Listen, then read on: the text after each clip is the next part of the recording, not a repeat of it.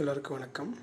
இன்றைக்கி நம்ம என்ன பார்க்க போகிறோன்னா 6th and 11th NCERT புக்கில் ஜெயினிசம் அண்ட் புத்திசம் பார்க்க போகிறோம். இது 7th கிளாஸ். ஓகேவா? கிளாஸ்க்குள்ளே போகலாம். ஓகேவா? இப்போ ஒரு ஓவர்வியூ மட்டும் தந்துடுறேன். ஓகேவா?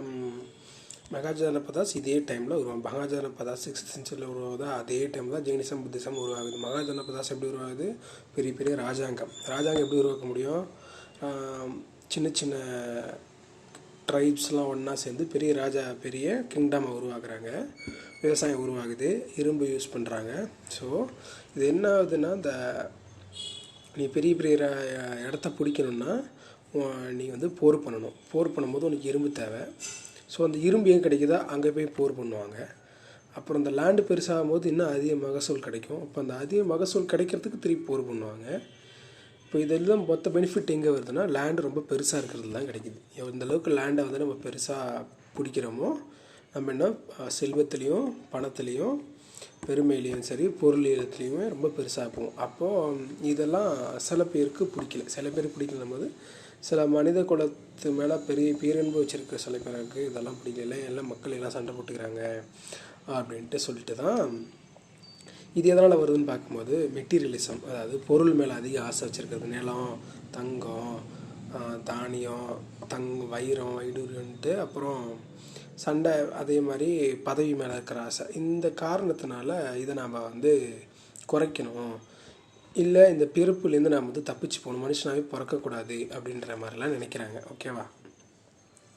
அப்போ உருவானது தான் இந்த ரெண்டுத்தையும் சொல்ல வர்றது தான் இந்த ஜெயினிசம் புத்திசம். அப்போது இந்த டைமில் குறிப்பாக அந்த ரிக்வேதிக் சொசைட்டி அப்புறம் லேட்டர் சொசைட்டியில் கேஸ்ட் ஸ்ட்ராங் ஆக ஆரம்பிக்குது. இல்லை, இந்த ஜெயினிசம் புத்திசம் உருவாகிறதே செஞ்சு அதான் மகாஜனபதாஸ் டைமில் இன்னும் கொஞ்சம் ஸ்ட்ராங் ஆகுது. ஏன்னா இப்போ ஒரு கிங்டம்னு உருவாச்சுன்னா அங்கே ஏதோ ஒரு விதமான சோஷியல்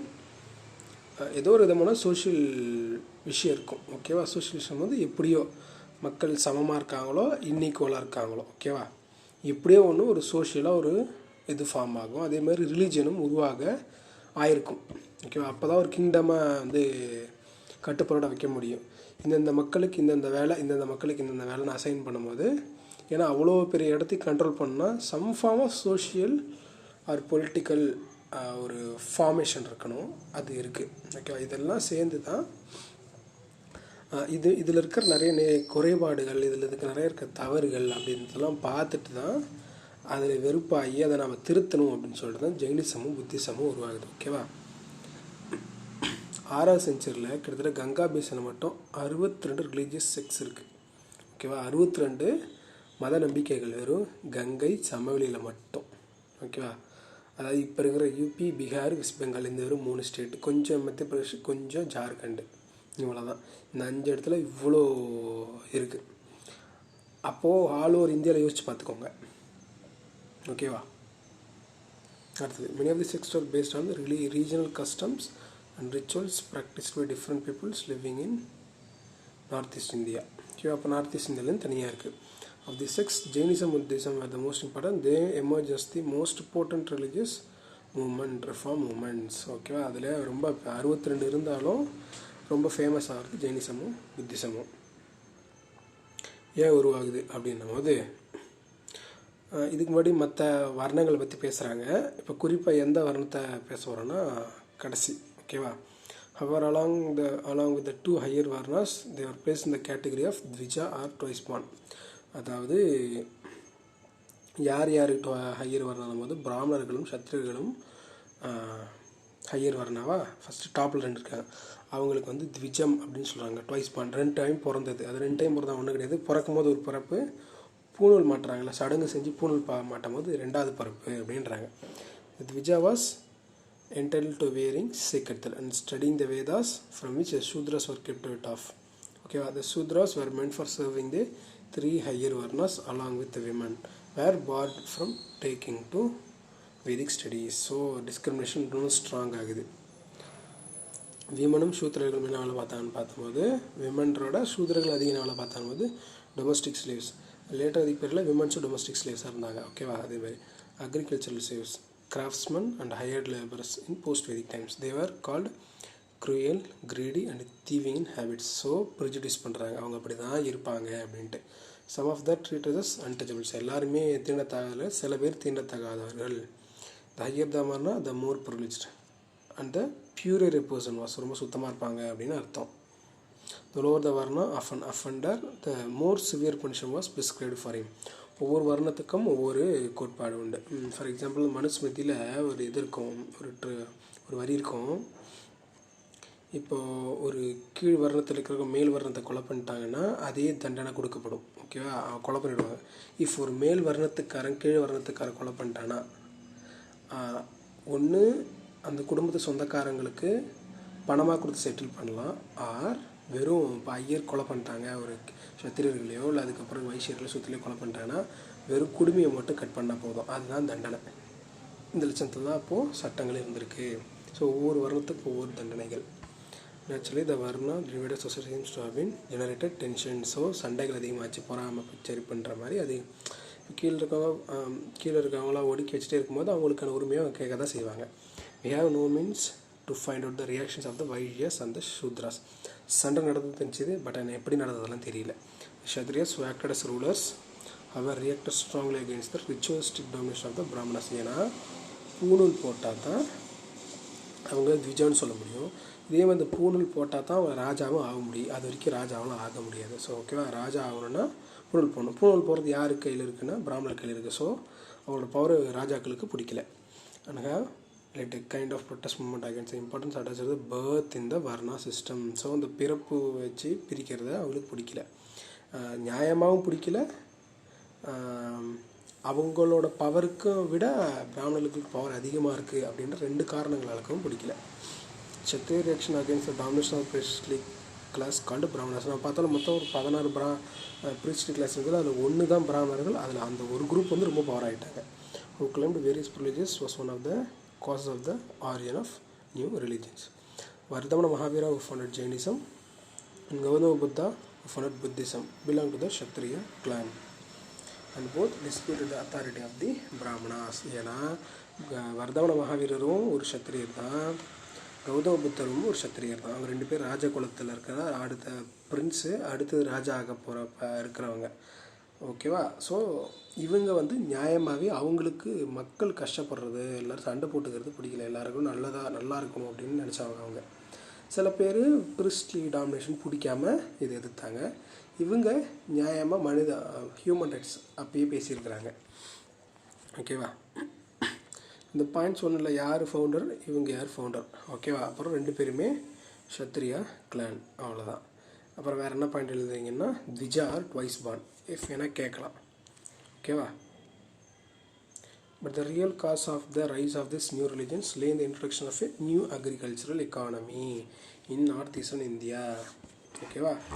ஏன்னா அந்த மேலே கீழேன்னு எப்போ உருவாகுதுன்னா அவங்க செட்டில்டு அக்ரிகல்ச்சராக உருவாகும்போதாவது, அதுவும் அந்த அக்ரிகல்ச்சர்னு பெருசாக தான் அந்த டிவிஷனும் ரொம்ப ஸ்ட்ராங் ஆகிட்டே போகுது. பணம் சேர அது எப்படியோ ஸ்ட்ராங் பண்ணிக்கிட்டே இருக்காங்க. Before these areas came to be colonized on a large scale, they were thickly forested. The thick jungles could not be cleared without the aid of iron axes. So இரும்பு கண்டுபிடிச்சதுக்கப்புறம் இன்னும் நல்லா லேண்டு பெருசாகுது. லேண்டு பெருசாகும்போது விவசாயம் அதிகமாக இதுவாகுது, settle life அதிகமாகுது. So ட்ரைபுக்கு power போய் லேண்டுக்கு concentration பண்ண ஆரம்பிக்கிறாங்க. லெட்டர் பீரியடில் படித்தோம்ல, அதே தான். Although some people lived in this, use of iron tools made possible clearance agriculture and large settlement. So kingdom உருவாகுது, லேண்டு பெருசாக. Agricultural economy based on iron plowshare required the use of bullocks and could not flourish without animal husbandry. இதுவும் ஒரு காரணம். இந்த ராஜாக்கள் தங்களோட நிலத்தை பெருசாக்கணும் அப்படின்றதுக்கு வந்து இந்த போர் செய்யணும்னா அது ஜெயிக்கிறதுக்கு கடவுள்கிட்ட காணிக்க கொடுக்குறாங்க. அந்த காணிக்க என்னென்னா மாடுங்க. ஸோ இன்டெரக்டாகவும் டைரெக்டாகவும் விவசாயமும் பாதிக்கப்படுது. ஓகேவா. ரெண்டு காரணத்தினால, ஒன்று வந்து நிலம் பெருசாகுது, அந்த நிலத்தை பிடிக்கிறதுக்காக விவசாயம் பண்ணால் மாடு தேவை, பட் மாடையே பலி கொடுத்தா இன்னொரு நிலத்தையே பிடிக்கிறாங்க, அப்போது விவசாயமும் பாதிக்கப்படுது. But the Vedic practice of killing cattle indiscriminately in sacrifices stood in the way of the progress of new agriculture. The cattle will slowly decimated because the cows and bullocks are killed in numerous Vedic rituals. ஓகேவா. அப்புறம் the earliest coins belong to the 5th century. They are called Panchmaral coins. ட்ரேட்னு ஒன்று நடக்குதுன்னா பாரத சிஸ்டத்தெல்லாம் trade பண்ண முடியாது, because it's so much tough. ஓகேவா? ஏன்னா 5 kilo அரிசிக்கு ஒரு 2 கிராம் தங்கம் அப்படின்னு கொடுத்துலாம் அவன் மாற்றிக்கிட்டுலாம் பண்ணிகிட்டு இருக்க முடியாது. இது மாதிரி 5 கிலோ தங்கத்தை வச்சுக்கிட்டு 5 கிலோ அரிசிக்கு 2 கிலோ மீன், இந்த மாதிரி பாரத சிஸ்டம்லாம் பண்ணிகிட்டு இருக்க முடியாது. ஏன்னா ஒவ்வொரு இடத்துலையும், ஃபார் எக்ஸாம்பிள் கடல் ஓரத்தில் மீன் சீப்பு. ஓகேவா? இதுவே இன்லேண்டு போனால் மீன் காஸ்ட்லி, லேண்டுக்குள்ளே போனால். அதே மாதிரி நார்த்தில் போனால் அரிசி காஸ்ட்லி, சவுத்தில் வந்தால் கோதுமை காஸ்ட்லி. இப்போ இங்கே பாரத சிஸ்டம் பண்ணான்னா அது செட் ஆகுது. ஸோ காமனாக ஒரு கரன்சி வேணும். அப்போ என்ன வந்துச்சுன்னா, அப்போ தான் ஃபிஃப்த்து செஞ்சுரி தான் காயின் வந்துச்சு. அதை பஞ்ச் மார்க்கெட் காயின் அப்படின்னு சொல்லுவாங்க. பஞ்ச் மார்க்னா அச்சடிச்சது தான் அப்படிங்கிற தான் சொல்கிறாங்க. இது first time in eastern UP and Bihar. So இது எழுதிக்கோங்க. First punch mark coin 5th BC. இங்கே பழக்கத்துலாம் ஈஸ்ட் யூபி பீகார்லேயும் வந்துச்சு. Use of coin naturally facilitate trade and commerce which added to the importance of the Vaishyas. இவங்க தான் பணக்காரங்க ஆரம்பித்தாங்க. ஏன் இவங்களை குறிப்பாக சொல்கிறாங்கன்னா, இவங்க தான் வந்து புத்திஸ்ட்டுக்கு ஜெயினத்துக்கு அதிகமாக செலவு பண்ணுவாங்க. ஏன்னா இவங்க ட்ரேட் பண்ணோன்னா 2 நாடுகளுக்கு சண்டை இருக்கக்கூடாது. சண்டை இருக்கிறதுனால தான். ஏன்னா சண்டைக்கு அதிகமாக செலவு எப்படி செலவு பண்ணுவாங்கன்னா, போர்க்கருவிகளுக்கு தான் செலவு பண்ணுவாங்க. ட்ரேட் அவ்வளோ சீக்கிரம் நடக்காது. வெகுஜன மக்களுக்கு இது இருக்க பொருளும் ட்ரேட் பண்ண முடியாது, அப்புறம் நாடு விட்டு நாடு போகவும் முடியாது. ஸோ அசாதாரணமான சூழ்நிலை இருக்கிறதுனால அமைதி வேணும். ஸோ அதனால் புத்திசம் ஜெயினிசம் சப்போர்ட் பண்ணனால இவங்க சப்போர்ட் பண்ணுவாங்க. In the Brahminical society, the Vaishyas ranked third, and the first being Brahmanas and Kshatriyas. Naturally, they look for some religion which improve their position. ஏன்னா வைஷ்யஸுக்கு அப்புறம் தேர்டு வரணும் போது அவங்களுமே கொஞ்சம் என்ன தான் பணம் வச்சுருந்தாலும் மதிப்பு இல்லை சொசைட்டியில். அதுவும் ஒரு காரணம். வைஷ்யஸ் extended generous support to both Mahavira and Gautama Buddha. The merchants called the Sethis. So இந்த வார்த்தை எழுதிக்கோங்க. Sethis-னா merchants. Made handsome gifts to Gautama Buddha and his disciples.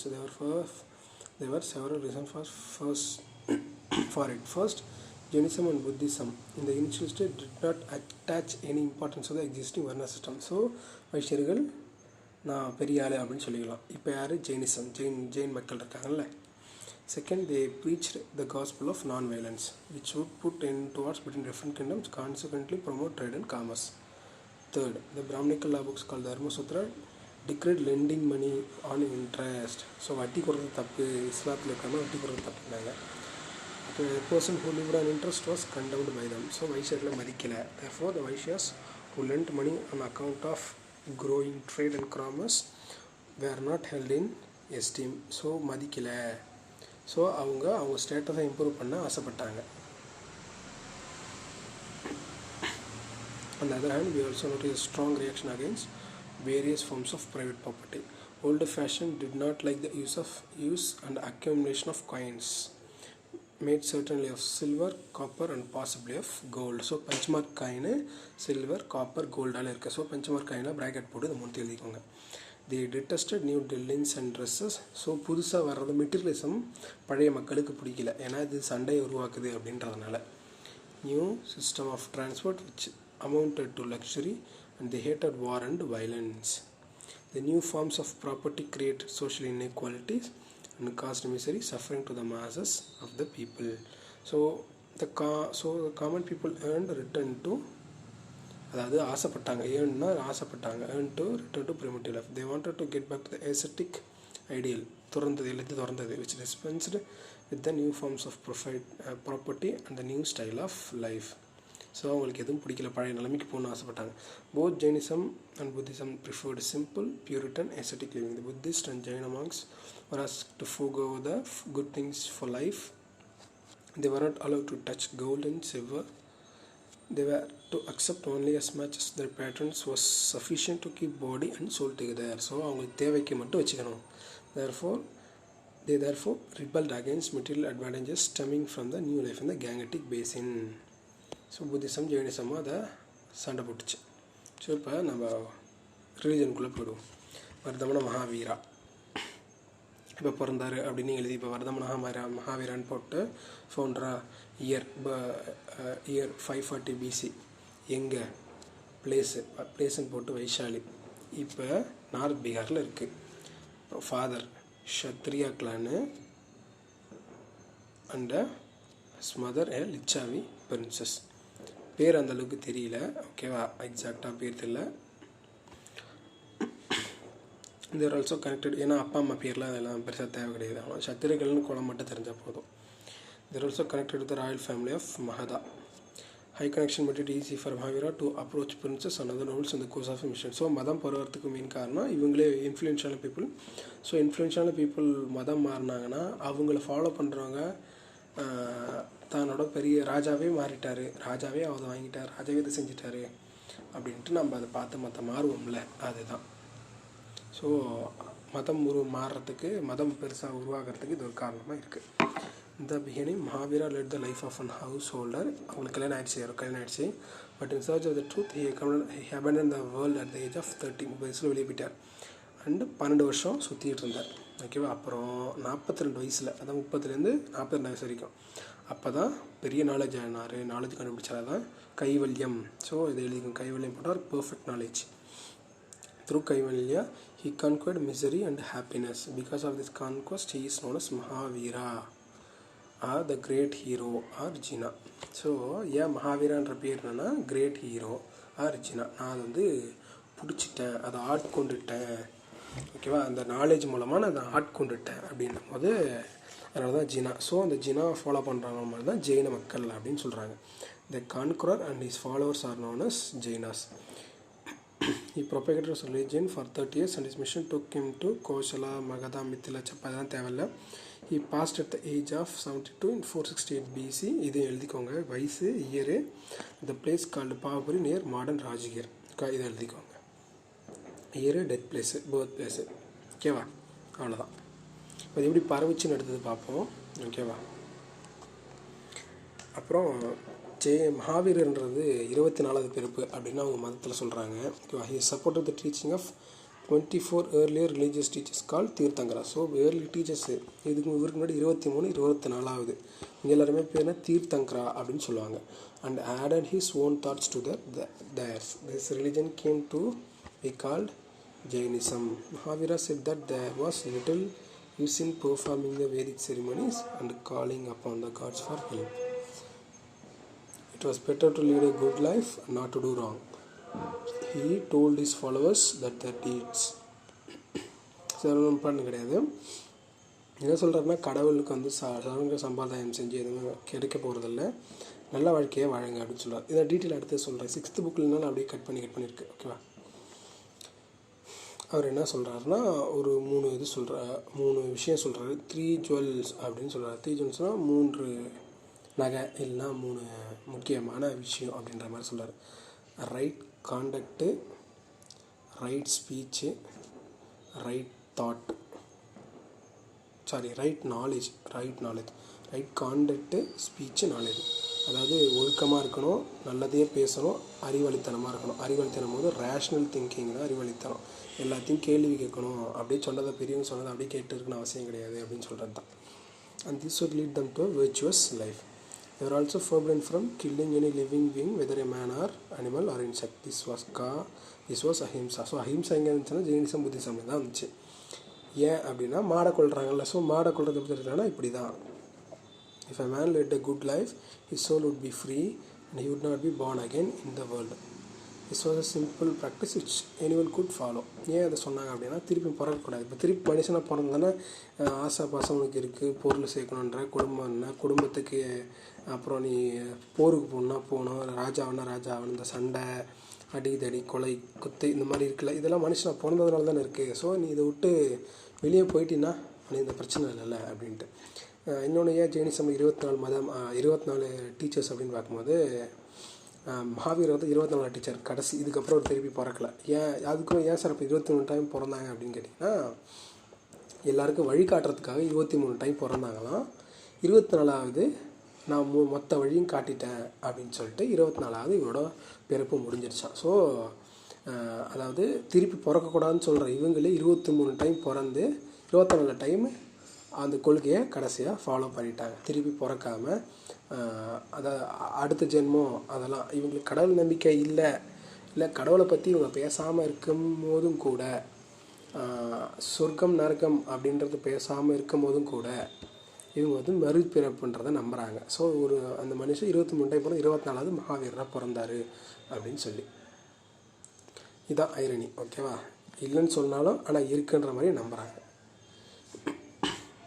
They covers the upper and lower portions of their body. Mahavira asked them to discard their clothes completely. மொத்தமாக திறந்துருங்க எல்லாத்தையும் அப்படின்றாங்க. This implies that Mahavira asked his followers to lead a more austere life. On account of this, in later times, Jaina was divided into two sects: Vedambaras, who put white dress, Digambaras, who kept themselves naked. So இது எழுதிக்காங்க.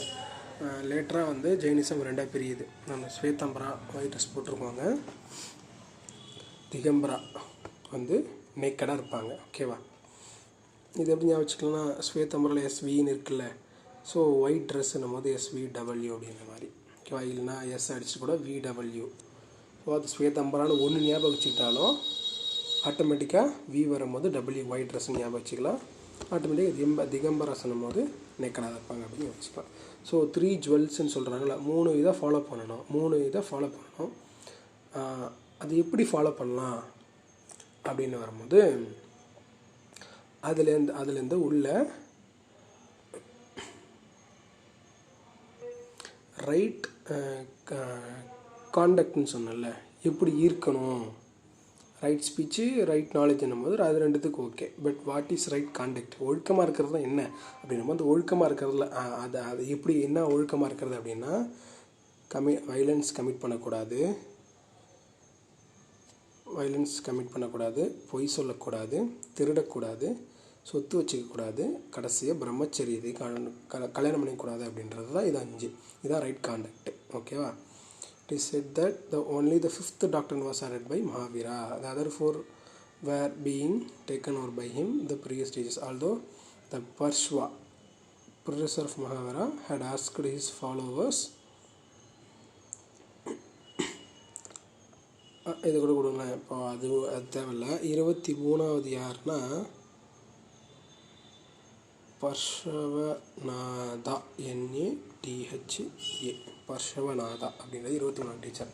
First teacher யாருன்னா ரிஷப தேவா. ஓகேவா? First teacher வந்து ரிஷப தேவா. So 23 teacher பர்ஷவநாதா. இது போதும். இந்த நான் 3 பேர் போதும். First 23rd 24th. இதில் வந்து கடைசியாக மகாவீரர் சொன்னது மட்டும் போதும். 3 ஜுவல்ஸு 5 டாக்டரின்ஸு. ஓகேவா? மற்றதெல்லாம் தேவையில்லை. Jainism recognize the existence of gods was placed lower than the jina. அதாவது இந்த நாலேஜ் கடைசியாக அட்டைன் பண்ணிட்டார்ல, இது எப்படி வாழணும் எப்படி இருக்கணும் அப்படின்னு சொல்லும் போது அதை கைவல்யம்னு சொல்கிறாங்க. அந்த கைவல்யத்தை அடைகிறாங்கல்ல, அப்போது பர்ஃபெக்ட் நாலேஜ்னு சொல்கிறாங்க. இப்போ அதை அடைஞ்சவங்களை அதை கண்டுபிடிச்சி அது என்ன பர்ஃபெக்ட் நாலேஜ்னு என்ன அப்படி கண்டுபிடிச்சாங்களோ ஜெயிச்சவங்கன்னு சொல்கிறாங்க, அதில் ஜினா. ஸோ அந்த பர்ஃபெக்ட் நாலேஜ் தான் கடவுளோட பெருசு. அப்போது ரேஷ்னல் திங்கிங் தான் கடவுளை பெருசு அப்படின்றாங்க. இட் டிட் நாட் கண்டம் தி வர்ணா சிஸ்டம். ஸோ உள்ள ஜெயினிசத்தில் பாயிண்ட் எழுதிக்கோங்க. எக்ஸாமில் வர்ண சிஸ்டத்தை இருந்துச்சா அப்படின்னு கேட்பாங்க. இல்லை. ஓகேவா? அதான் பெரிய பிரச்சனை. பட் புத்திசம் இருந்துச்சு. According to Mahavira, a person is born in higher or in lower varna in consequence of the sins. So இவங்க முன்பின் ஜென்மத்தை நம்புகிறாங்கன்னு அர்த்தம். ஸோ பாவம் முன்னாடி செஞ்சுட்டான், ஸோ இந்த டைம் இப்படி பிறந்துட்டான் அப்படின்ற மாதிரி. R the virtues acquired by him in the previous birth. Mahavira looks for human values even in சண்டாலன்னு சொல்லுவாங்க. சண்டாலனா இந்த சண்டாலன்ற வார்த்தை எப்படி உருவாச்சுன்னா, ஒரு அப்பர் கேஸ்ட் விமனுக்கும் குறிப்பாக பிராமண விமனுக்கும் லோவர் கேஸ்ட் மென்னுக்கும் பிறந்த குழந்தைகள் தான் சண்டாளர்கள் அப்படின்னு சொல்லுவாங்க. ஓகேவா? in his opinion, through a pure and meritorious life, members of the lower caste can attain liberation. So நல்ல வாழ்க்கை வாழ்ந்தால் யாராக இருந்தாலும் லிபரேட் ஆகலாம். Jainism mainly aims at the attainment of freedom from worldly bonds. So திருப்பி பிறக்கக்கூடாது, அவ்வளோதான்.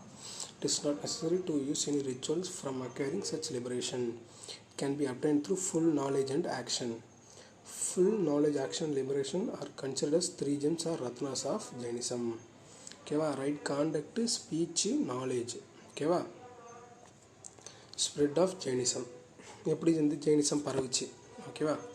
In order to spread the teachings of Jainism, Mahavira organized an order of his followers, ஒரு சங்கம் மாதிரி, which admitted both men and women. So இந்த point அடுத்த point எழுதிக்கும். Jainism accepted both men and women as monks. அவ்வளோதான். It is said that his followers counted 14,000, which is not a large number. Since Jainism did not very clearly mark itself out from a Brahmanical religion, it failed to attract the masses. ஏன்னா ஒரு கேஸ்ட்டை பெருசாக எதிர்க்கலை, அதனால அது பெருசாக உருவாகலை. இப்போயும் அதான் ரொம்ப சொற்பம் தான் இந்தியாவில் ஜெயினிசம் இருப்பாங்க. Despite this, Jainism gradually spread into South and West India. Gujarat west India சவுத்துன்னு போது கர்நாடகாவில் ஸ்ரவணபெலகோலா அப்படின்னு ஒரு இடம் இருக்குது. இங்கே அதெல்லாம் அடுத்தது நம்ம பார்க்கலாம். According to late tradition, the spread of Jainism in Karnataka is attributed to Chandragupta Maurya. ஏன்னா ஒரு ஜெயினிசத்துக்கு மாறி சவுத்துக்கு எல்லாத்தையும் திறந்துட்டு போயிட்டார் அப்படின்னு சொல்லுவாங்க. அதை ஏசட்டிக் லைஃப்பை வாழ ஆரம்பிச்சிட்டார். அதே மாதிரி இவரோட பேரன் தான் அசோகர், அவர் புத்திசத்துக்கு பாருங்கள். ஒரு ஜெயினிசம் தாத்தா வேற புத்திசம். இங்கேருந்து பீகார்லேருந்து ராஜஸ்தான், குஜராத்து, கொஞ்சோண்டு மத்திய பிரதேஷ், இங்கே ஸ்ரவண பெலகோலா, மகாராஷ்டிராவில் கொஞ்சம்.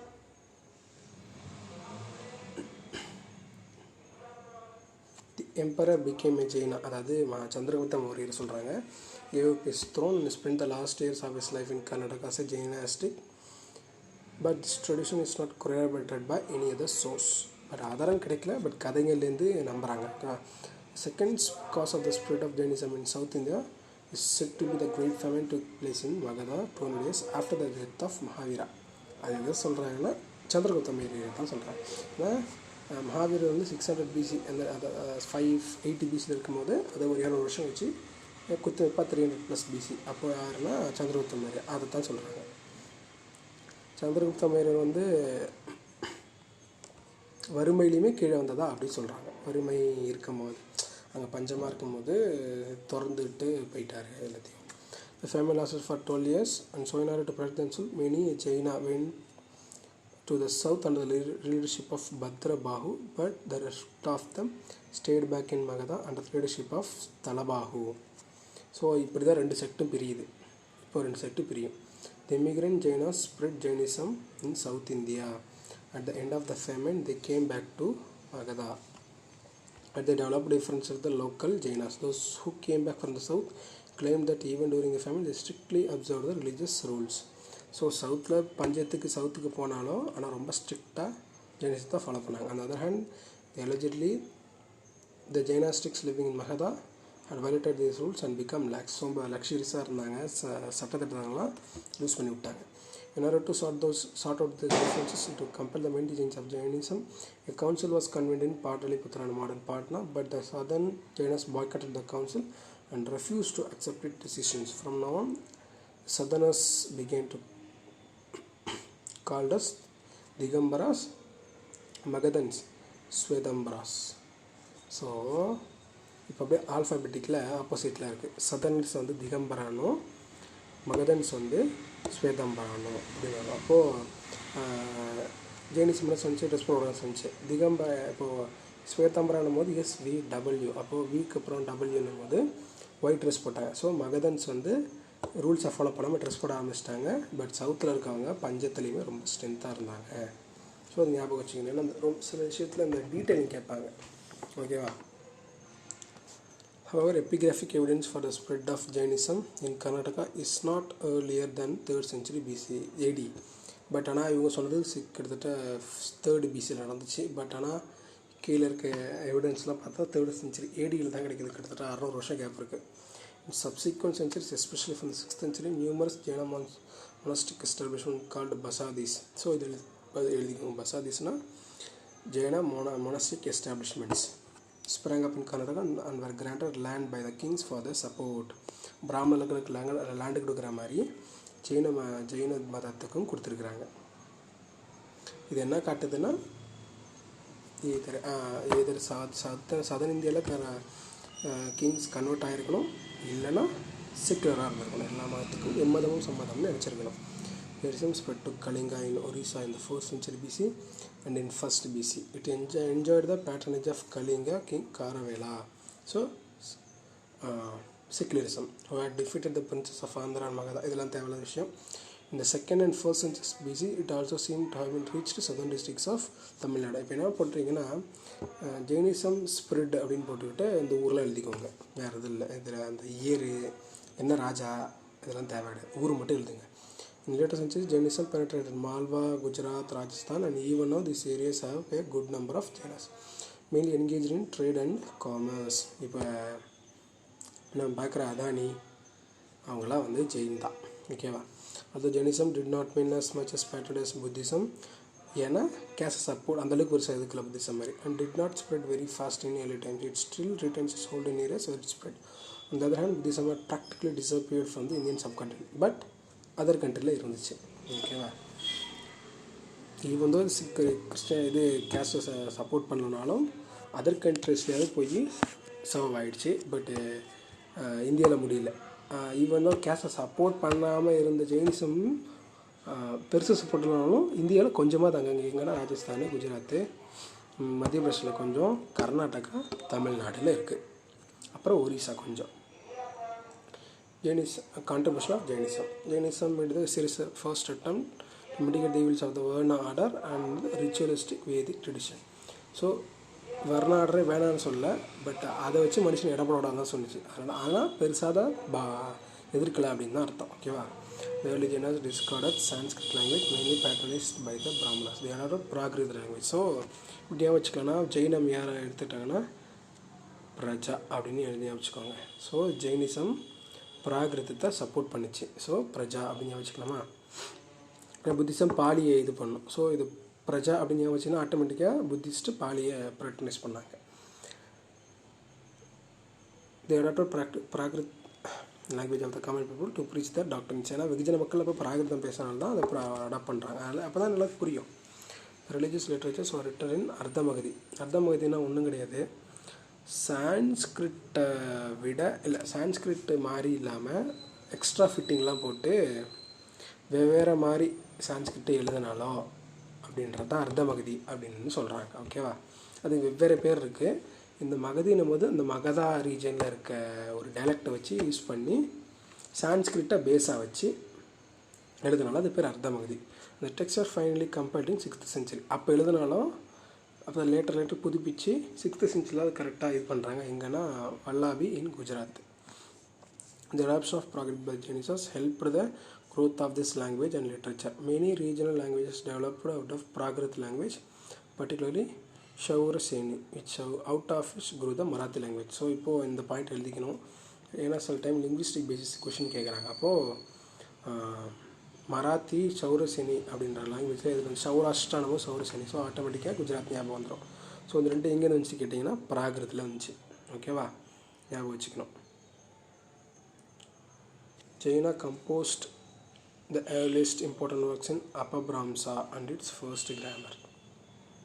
சாரி, தப்பாக சொல்லிட்டு அர்த்தமகதின்றது ஒரு டைலக்ட். சாரி, அர்த்தமகதின்றது ஒரு செப்பரேட் டைலக்ட்டு, மகதாவில் வந்து ஒரு டைலக்ட்டு. அபபிராம்சா தான் வந்து சான்ஸ்கிரிட்டை பேஸாக வச்சு ஒரு புது லாங்குவேஜ் மாதிரி வச்சுக்கோங்களேன். புது லாங்குவேஜ் மாதிரி அதை பேஸ் பண்ணி லிட்ரரியாக யூஸ் பண்ணதுக்கு, அப்பார்ட் ஃப்ரம் சான்ஸ்கிரிட், அதுக்கு தான். Okay, and it's first grammar. The Jaina literature contains epic Puranas, novels and drama. Large portion of the Jaina writing still in the form of manuscript which have not been published, which are found in Jaina shrines of Gujarat and Rajasthan. கொடுக்க மாட்டாங்க, அதனால் அங்கேயே இருக்குது, இன்னும் decode பண்ணாமல் இருக்குது. Early medieval times, the Jainas also made a good use of Sanskrit. But later medieval times, அதாவது 6th 7th centuryக்கு மேலாம் ஜெயினிசம் சான்ஸ்கிரிட் யூஸ் பண்ண ஆரம்பித்தாங்க. Last but not the least, they contribute to the growth of Kannada, in which they wrote extensively. ஏன்னா கர்நாடகா, ஓகேவா. இப்போது Jainism முடிஞ்சிருச்சு. Buddhism. Gautama Buddha Siddhartha was contemporary of Mahavira. He was born in 563 BC. So born place. அப்புறம் என்ன கிளான்னு பார்க்கும்போது Shakya Kshatriya family. Place Kapilavastu, இந்த foothills of Nepal. அவர் வந்து பீகாரில், இவர் நேபாளில் கபிலவஸ்துவில். Gautama's father seems to have been elected the ruler of Kapilavastu and headed the republic clan of Shakya. So அப்போ ராஜாவாக இருந்தாலும் ஓட்டு போட்டு தான் ராஜாவை தேர்ந்தெடுக்க முறை இருந்திருக்கு. His mother was a princess from the Kosala dynasty. Thus, like Mahavira, Gautama belonged to a noble family. Born in republic, he also inherited some republican sentiments. ஓகேவா, இது அந்த அளவுக்கு பெருசாக இம்பார்ட்டன்ட் கிடையாது, கண்டென்ட் தான் நமக்கு முக்கியம் இல்லை. From his early childhood, Gautama showed a meditative bent of mind. He was married early but married life did not interest him. அவரும் கல்யாணம் பண்ணிட்டார், இவனும் கல்யாணம் பண்ணிட்டார், பட் 2 பேருமே படிக்கல அந்த அளவுக்கு. He was moved by the misery which people suffered in the world looked for solution. Age of 29 like Mahavira he left home. அப்படி சுற்றிக்கிட்டே இருந்தார். 35 வயசில் போத்கயாவில் பீப்பால் ட்ரீ அதுக்கடியில் புத்தா அப்படின்னு மாறுறாரு. அப்போ தான் புத்தானா அர்த்தம் என்னென்னா என்லைட்டன்ட் அப்படின்னு அர்த்தம். என்லைட்டன்னா எனக்கு இது ஒரு புது ஞானம் தோன்றுச்சுன்னு சொல்லுவாங்கல்ல, அதுதான். ஓகேவா? 35 வயசில் போத்கயாவில் எக்ஸாமில் எங்கே புத்தா என்லைட்மெண்ட் வாங்கினார், அது என்லைட்மெண்ட்டு கௌதமருக்கு கிடச்சிது அப்படின்னு கேட்கும்போது போத்கயா புத்தா பிபி, ஓகே ஞாபகம் வச்சுக்கலாம்ல, பிபி புத்தா போத்கயா, ஓகேவா? அதான் என்லைட்மெண்ட் கிடச்சிது. Gautama Buddha delivered is first sermons in Sarnath in Banaras. So எப்போ அவர் சர்மன்னா பரப்புரை செய்கிறது, ஃபஸ்ட்டு சர்மன் எஸ் ஓகேவா? அது பிபி மாதிரி போத்கயாவில் புத்தாவை மாறினார், சாரநாத்தில் சர்மன் பண்ணார்.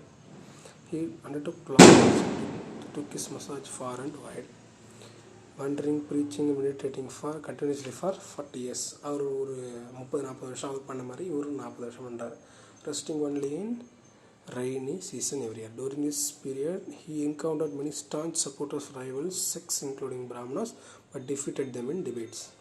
எப்படின்னா அந்த எதிர் மதத்தில் இருக்கிற நல்லதை பற்றி பேச மாட்டாங்க. நம்மளுக்கு அதில் ஏதாவது ஒரு குறைன்னு ஒன்று தெரியும்ல, ஓகே, அவன் நம்மகிட்ட குறை கண்டுபிடிப்பான்னு சொல்லுவாங்கள்ல, அந்த மாதிரி ஏதோ ஒரு குறைய மட்டும் குறிப்பாக அதை குறித்து கேள்வி கேட்பாங்களாம்.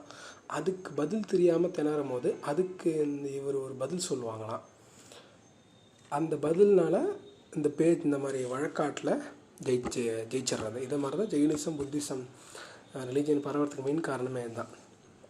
பேச்சு வழக்கில் அந்த குறையை கரெக்டாக கண்டுபிடிச்சி அதுக்கு நான் பதில் சொல்கிறேன் பாரு அப்படின்னு சொல்லி தான் ஜெயிப்பாங்களாம். His missionary activities did not discriminate between rich and poor, the high and low, man and women.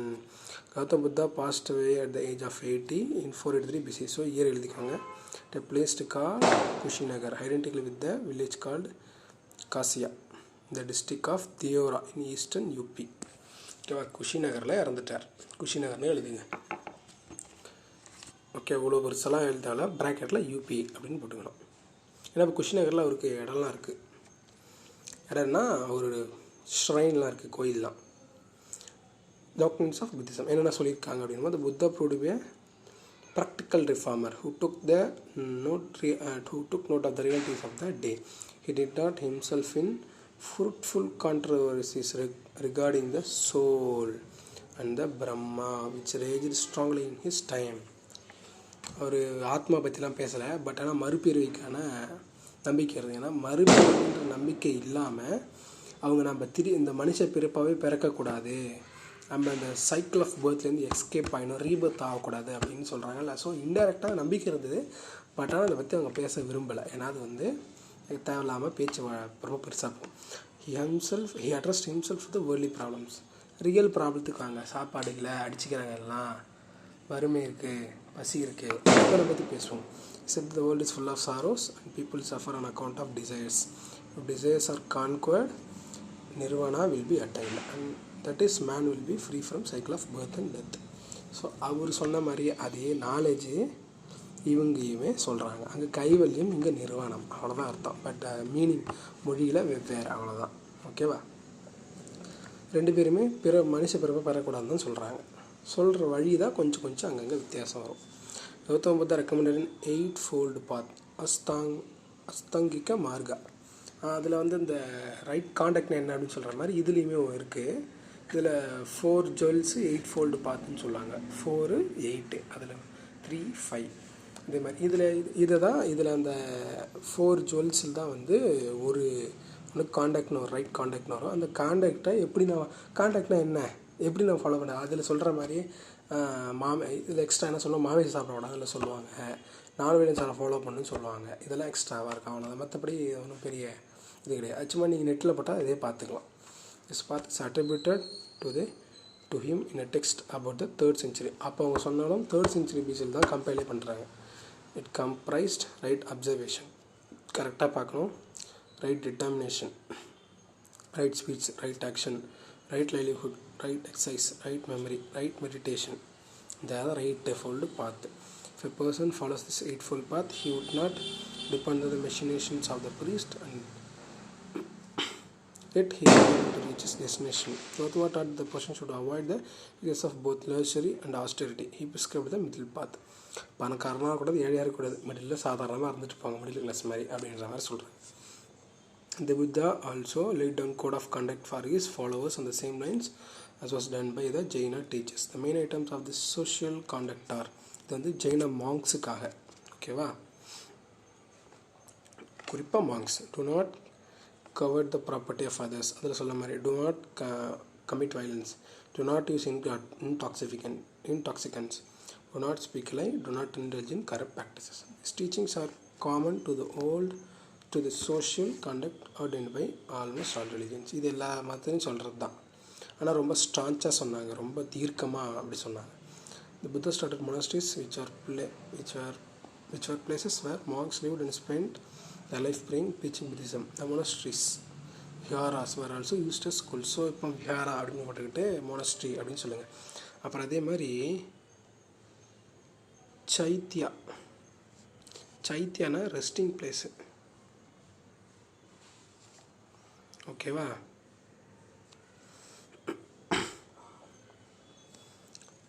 விஹாரன்றது சாமி கும்பிட்ற இடம், சைத்தியான்றது தங்குற இடம், ஓகேவா. இரண்டுத்தையும் எழுதிக்கோங்க. Special features of Buddhism and causes of its spread. So எதனால் ரொம்ப பெருசாக பரவுச்சு அப்படின்னு கேட்குறாங்க. Buddha does not recognize the existence of God and soul. Recognise தான் ஒழிய அது வந்து மறுக்கலை, ஓகேவா. அதை நான் பேச விரும்பலைன்னு சொல்லுது.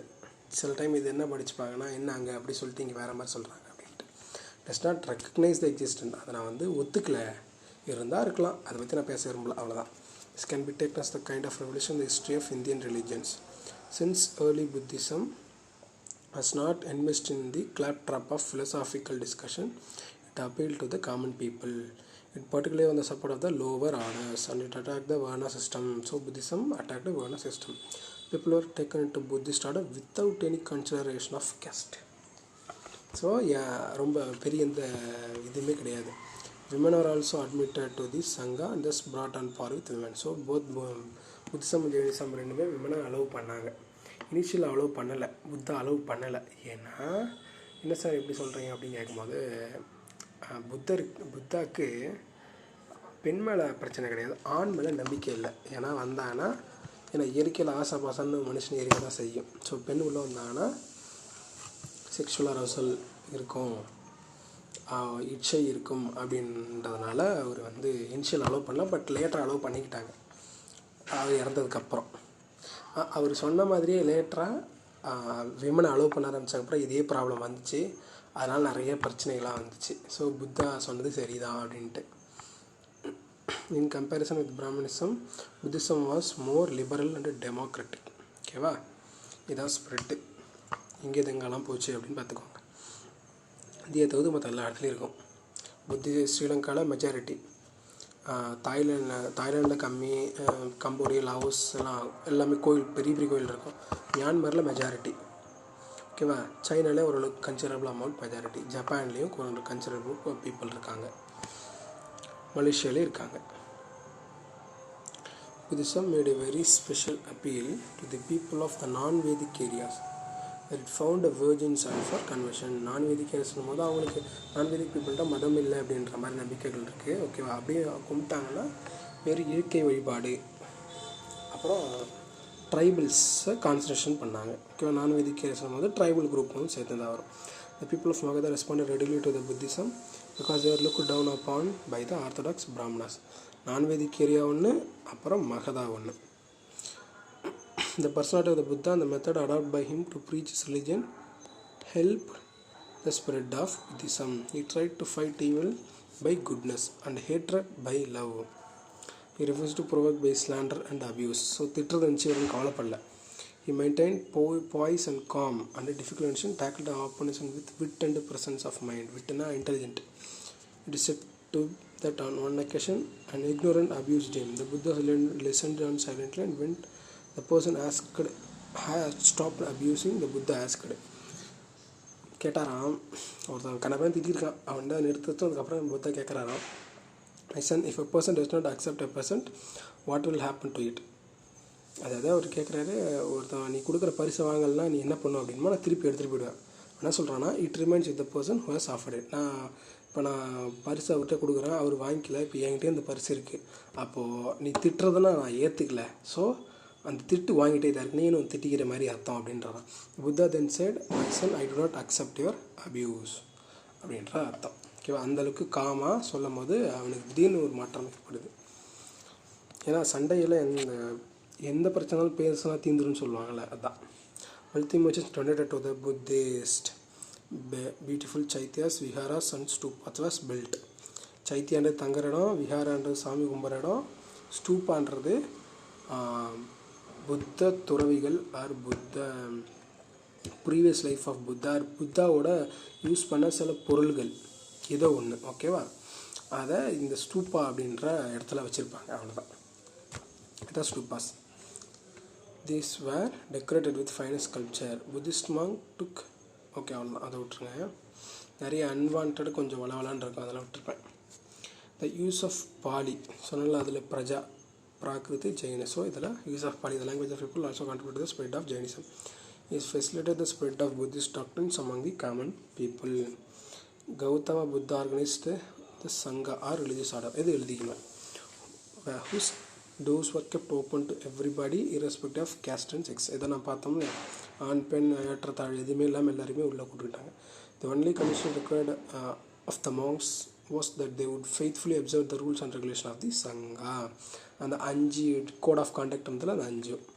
Once they were enrolled as members of the Buddhist church, they had to take the vow of continence, poverty and faith.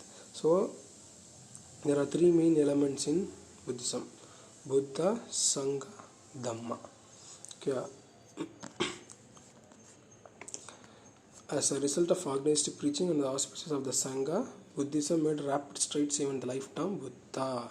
The monasteries of Magadha, Kosala, Kaushambi and several republican states and the people adopted their religion. So Buddhism ரொம்ப ஃபாஸ்ட்டாக இருந்துச்சுன்னா caste கை வச்சாங்க. அதனால் 20 days after the death of Buddha, the famous Maurya king Ashoka embraced Buddhism. Chandragupta மௌரியர் வந்து Jainism, அவர் பேர் அசோகர் வந்து Buddhism. This was an epoch-making event.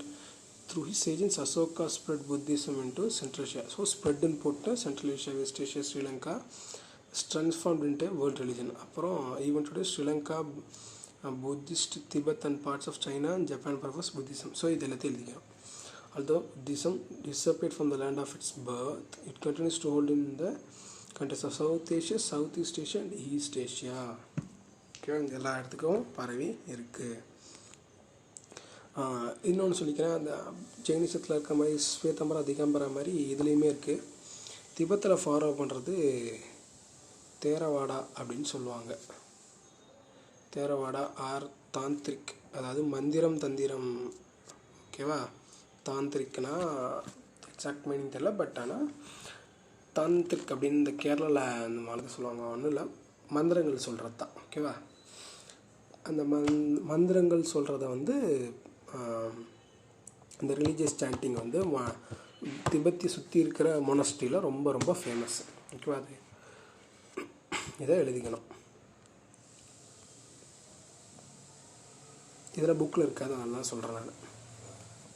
Cause of the decline of Buddhism. In the 12th century, Buddhism became practically extinct in India. 12ஆம் நூற்றாண்டில் சுத்தமாக காண போச்சு. It continued to exist in changed form in Bengal and Bihar till the 12th century. But after this, religion completely vanished from the country. காரணங்கள் என்ன? If we find in the beginning, every religion is inspired by the spirit of reform. But eventually, it succumbs to rituals and ceremonies it originally denounced. For example, தீகா கட்சி வந்து இனிஷியலாக பெரியார் இருக்கிற வரைக்கும் ஓரளவுக்கு ஃபாஸ்ட்டாக பரவான மாதிரியும், அதுக்கப்புறம் அது கட்சி அரசியலுக்குள்ளே திமுகவில் போனோடனே திமுகவுக்கு தீகா சப்போர்ட் பண்ணி அது வந்து திமுக மாறி இப்போ திமுகவில் வந்து பெருசாக கொள்கையாக ஃபாலோ பண்ணாமல் தான் இருக்காங்க. ஏன்னா ஓட்டு அரசியல்னும் போது மாறிடுச்சு. அதே மாதிரி தான் இங்கே நடக்குது. Buddhism underwent a similar metamorphosis. It became a victim to the evils of Brahmanism, against which it had fought in the beginning. ஏன்னா பிராமணிசம் என்ன பண்ணிச்சு, நிறையா சடங்கு சம்பிரதாயங்கள் செஞ்சு நிறையா கிஃப்டாக வாங்கிச்சுல, அதே மாதிரி தான் இவங்களும் பண்ணுறாங்க. இவங்களும் ஸ்டேட் ரிலிஜனாக மாறும்போது ராஜா ஃபாலோ பண்ணும்போது ராஜா நிறைய காசு கொடுக்குறாரு, மாங்ஸ் வந்து ஜாலியாக இருக்கிறாங்க. ஸோ அதே மாதிரி இதுவும் மாறிக்கிட்டு வருது. To meet the Buddhist challenge the Brahmanas reformed the religion. இவங்க என்ன பண்ணுறாங்கன்னா மாடு வெட்டுறதை கட் பண்ணுறாங்க. Stress of the need for preserving the cattle wealth and assured women's and Shudras of admission to heaven. Buddhism on the other hand changed for the worse. Rather the Buddhist monks were cut off from the mainstream of people's life.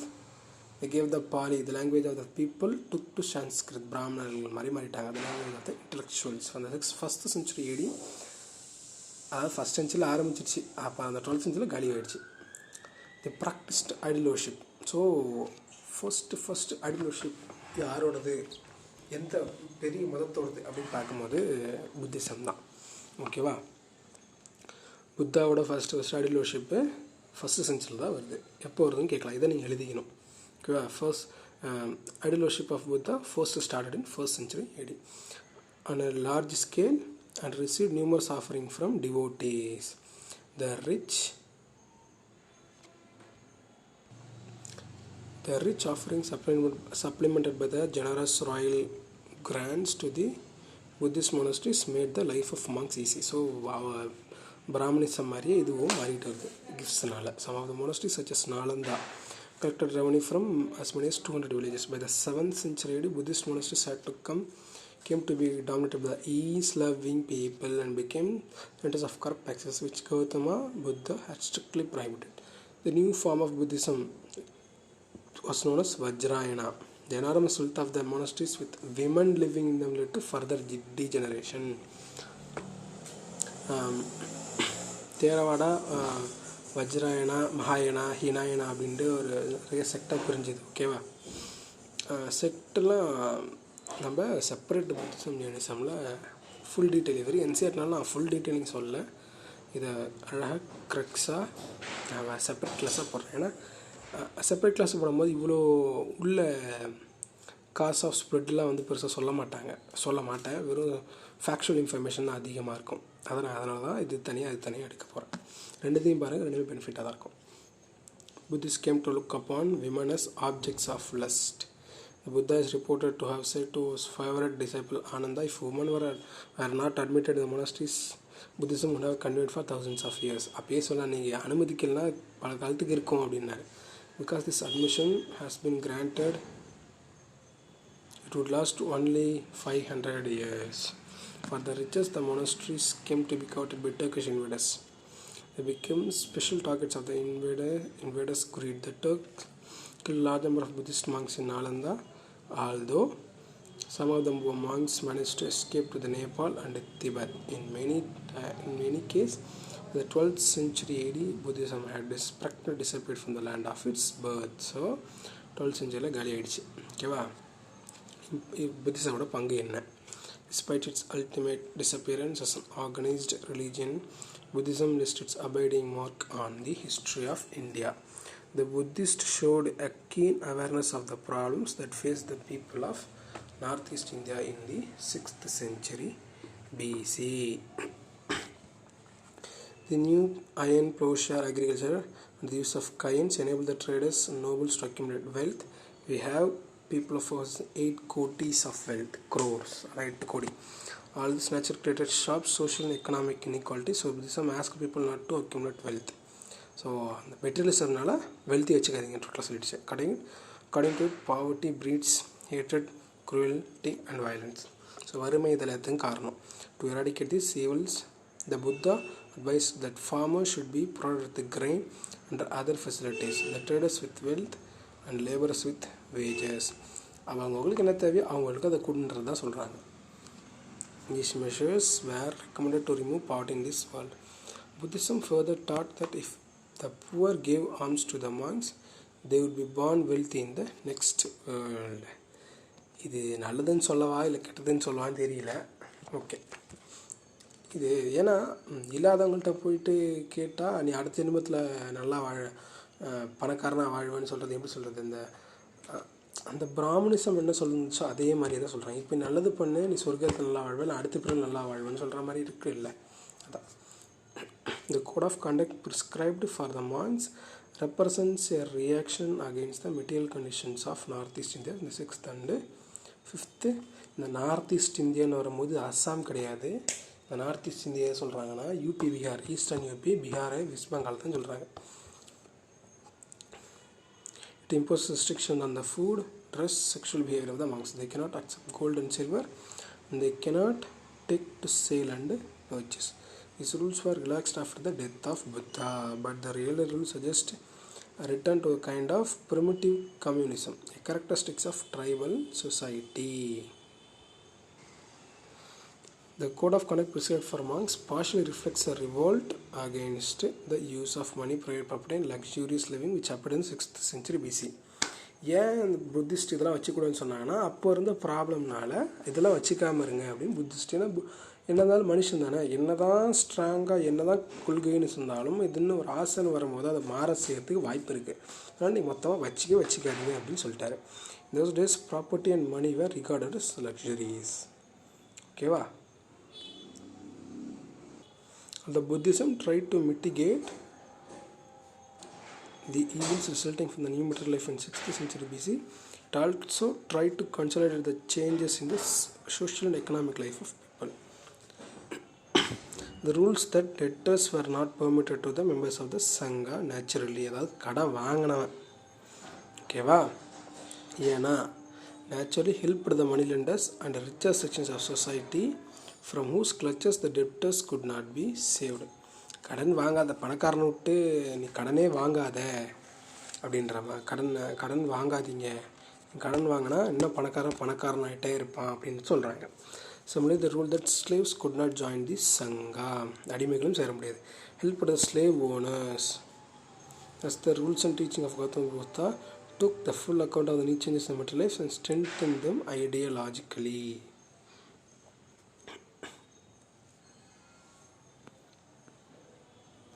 Although the Buddhist monks had renounced the world and repeatedly criticized the greedy Brahmanas, in several ways they resembled the Brahmanas. என்னதான் சொன்னாலும் கடைசியாக நீங்களே இதை தான் பண்ணுறீங்க. Both of them did not participate directly in production and lived on alms or gift given by society. Both of them emphasized the virtue of carrying out family obligation, protecting private property and resulting political authority, respecting political authority. குடும்பத்தை பார்த்துக்கணும் ஓகேவா. அப்புறம் protecting private ப்ராப்பர்ட்டின்னு சொல்லும்போது இப்போ நீ சங்கத்துக்குள்ளே வரணுன்னா நீ கடன் வாங்கிடக்கூடாதுன்னு சொல்லும்போது இன்டெரக்டாக ஏன்னா சப்போர்ட் பண்ணுது. ஆனால் நீ அந்த பணக்காரனை போய் நீ கேள்வி கேட்கலல்ல, ஏன்னா நீனு அப்புறம் உனக்கு எதாவது தேவைன்னா இதே பணக்காரன்ட்ட போய் தான் நீ இந்த மதத்தை வளர்க்கணும், இந்த கொள்கையை வளர்க்கணும்னு போய் கேட்குறீங்கல்ல. ஸோ இன்டெரக்டாக இது சப்போர்ட் பண்ணுது, டைரெக்டாக இல்லை இன்டெரக்டாக சப்போர்ட் பண்ணுது போயிட்டு. Both of them supported the social order based on classes. For the monks, however, the varna was based on action and attributes, but for Brahmanas it was based on birth.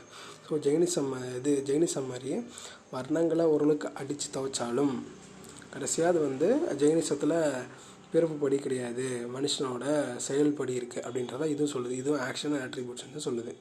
So ரெண்டுத்துக்கு பெரிய வித்தியாசம் இல்லை. Undoubtedly, the objective of the Buddhist teaching was to secure the salvation of the individual or nirvana. Nirvana இந்த பிறப்புற்ற நிலையை போடுறது தான், அதான் salvation of the individual. Those who found it difficult to adjust themselves to the breakup of the old tribal society, the rise of gross social inequalities on account of private property were provided with some way of escape, but it was confined to the monks. ஓகேவா. இந்த old tribal சொசைட்டிலேருந்தும் சரி, ஏற்றத்தாழ்வுலேருந்து வெளியே போகணுன்னு சேர்ந்தாலும் சரி, escape பண்ணணுன்னு பார்த்தா நீ எப்படி இருந்தாலுமே மாங்ஸுக்கு மட்டும்தான் அது இருக்குது, வெகுஜன மக்களுக்கு இல்லை. ஏன்னா சங்கத்துக்குள்ளே வரணும்னா இப்போ வெகுஜன மக்கள் 1000 கமிட்மெண்ட் இருக்கும். அந்த 1000 கமிட்மெண்ட் வச்சு சங்கத்துக்குள்ளே ஜாயின் பண்ண முடியாது. ஏன்னா சங்கத்துக்குள்ளே ஜாயின் பண்ணால் சில ரூல்ஸ் அண்ட் ரெகுலேஷன் இருக்குது. No escape was provided to for the lay followers who were taught to come with terms with the existing situation. So இதனாலேயும் இது டிக்ளைன் ஆகிறதுக்கு ரீசனாக இருக்குது. Buddhism made an important impact on society by keeping its door open to women and Shudras. Since both women and Shudras were placed in the same category by Brahmanism, they were neither given secret thread or not allowed to read the Vedas. Their conversion to Buddhism freed them from such a mark of inferiority. பாருங்கள், ஆல்டர்னேட்டிவாக plus minus ரெண்டுத்தையுமே கொடுக்குறாங்க. So புரிஞ்சிக்கணும். ஓகேவா? ஃபுல்லாக ப்ளஸ்ஸும் கிடையாது, ஃபுல்லாக minus கிடையாது. எல்லா இதுலேயும் எல்லா குழப்பம், எல்லா குறைகளும் நிறைகளுமே இருக்கும். With its emphasis on non-violence and the sanctity of animal life, Buddhism boosted the cattle wealth of the country. The earliest Buddhist text, Suttanipatta, declares the cattle to be givers of food, beauty and happiness. அன்னதா அன்னதா வன்னதா சுகதா அப்படின்னு சொல்கிறாங்க. அன்னம்னா food, வண்ணம்னா beauty, ஹாப்பினஸ்னா சுகம். So சுத்தனிபதா அப்படின்ற book சொல்லுது. Speech for their protection. So plus minus மாற்றி மாற்றி சொல்கிறாங்கல்ல, குழப்பக்கூடாது. Teaching came significantly at a time when the non-Aryans slaughtered animals for food and Aryans in the name of religion. நான்-ஆரியன்ஸும், ஏன்னா நான்-ஆரியன்ஸுக்கிட்ட இதே மதத்தை போய் வளர்த்தாங்கன்னு சொன்னோம்ல. அதாவது மத்திய பிரதேசில் அதிக ட்ரைபல்ஸ் இருக்காங்க, அவங்கள்ட்டையும் என்ன மதத்தை வளர்த்தாங்கன்னு சொன்னோம். அவங்க வந்து அவ்வளோ பெருசாக அக்ரிகல்ச்சர் ரிலேட்டட் சொசைட்டி கிடையாது. ஸோ அவங்க சாப்பாட்டுக்கு அனிமலை சாப்பிட்டாங்க. ஆனால் ஆரியன்ஸ் மதன்ற பேரில் சாப்பிட்டாங்க. The Brahminical insistence on the sacredness of the cow and non-violence was apparently derived from the Buddhist teaching. So இப்போ இருக்கிற இந்து மதத்தில் மாடை சாப்பிடக்கூடாது, அஹிம்சை அப்படி இருந்துச்சுன்னா புத்திஸ்ட்லேருந்து வந்துச்சு. Buddhism created and developed a new awareness in the field of intellect and culture. It taught the people not to take things for granted but to argue and judge them on merits. To a certain extent, the place of superstition was taken by logic. They promoted rationalism. So எழுதி சொன்னதை அப்படி எடுத்துக்காதீங்க, கேள்வி கேளுங்க அப்படின்னு சொல்கிறாங்க. In order to preach the doctrines of the new religions, the Buddhists compiled a new type of literature. They enormously enriched Pali by their writings. The early Pali literature can be divided into three categories. The first contains the sayings and teachings of the Buddha. The second deals with the rules to be observed by the members of the Sangha. The third presents the philosophical exposition of the Dhamma. என்னன்னு சொல்கிறாருங்க, ஒன்றும் இல்லை, அந்த teachings of the Buddha என்ன சொன்னார் அப்படின்றது எதில் இருக்குன்னா சுத்த பித்தக்கா அப்படின்னு ஒரு இது புக்கில் இருக்குது. சுத்த பித்தக்கா, ஓகேவா? அது புத்தா என்ன சொன்னார்ன்னு இருக்குது. மெம்பர்ஸு ஆஃப் த சங்கா, அதாவது என்ன ரூல்ஸ் அண்ட் ரெகுலேஷன் சங்கத்தில் இருக்கவங்க ஃபாலோ பண்ணணும் அப்படின்னு பார்க்கும்போது இதில் ஆபி தம்ம பித்தக்கா அப்படின்ற புக்கில் இருக்குது.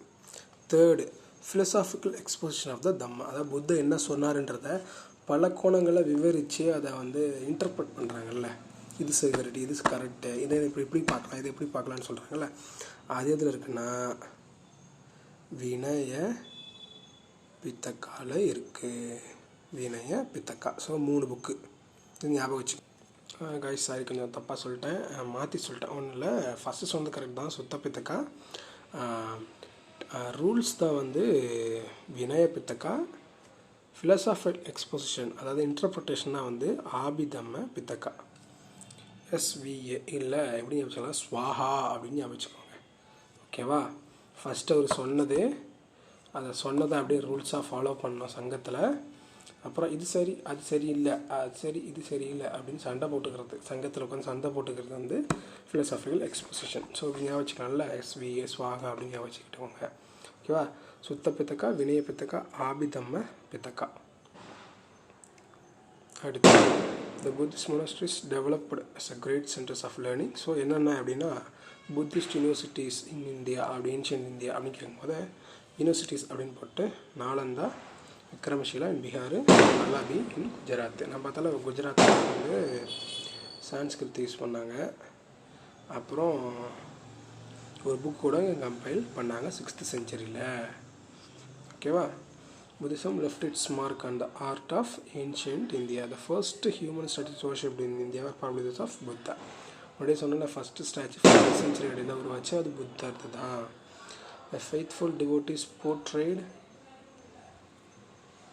the various events in the life of Buddha in stone.